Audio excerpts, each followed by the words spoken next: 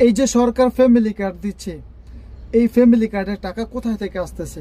এখন অনেক জায়গাতে দেখা যাচ্ছে ব্যাংকের ভিতরে লম্বা সিরিয়াল লেগে আছে, অথচ টাকা নাই ব্যাংকে। ব্যাংকের টাকা কোথায় গেলো?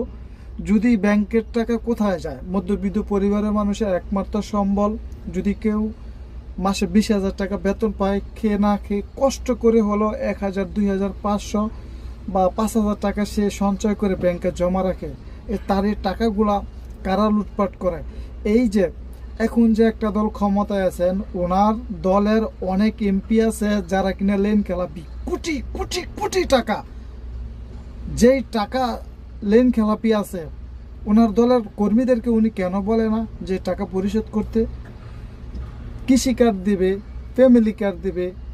ওই যে আগের সরকার দিয়েছিল না আমাদেরকে 10 টাকা কেজি চাউল খাইয়েছিল না? আসলে এইগুলা সব হয়েছে রাজনীতি। বাংলাদেশের টাকা যদি বিদেশে পাচার করা না হয়, দেশের ভিতরে যদি দুর্নীতি করা না হয়, প্রত্যেকটা সেক্টরে সেক্টরে যদি দুর্নীতি বন্ধ করা হয়, বাংলাদেশের মানুষ এমনিতেই সচ্ছল হয়ে যাবে।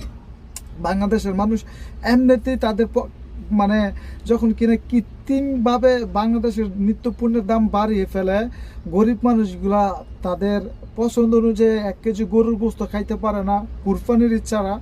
এই সিস্টেমগুলো যদি বাংলাদেশ থেকে বন্ধ করা হয়, যদি নিত্যপণ্যের দামগুলো নিয়ন্ত্রণের ভিতরে থাকে, এত কার্ডের তো দরকার নাই। তারপরও যদি কার্ড দেয় ভালো, কিন্তু সবার আগে বাংলাদেশ থেকে যে বিদেশে টাকা পাচার হয় এইগুলো বন্ধ করতে হবে। দলীয় নেতাকর্মীদেরকে চাঁদাবাজি থেকে তাদেরকে বিরত থাকতে হবে।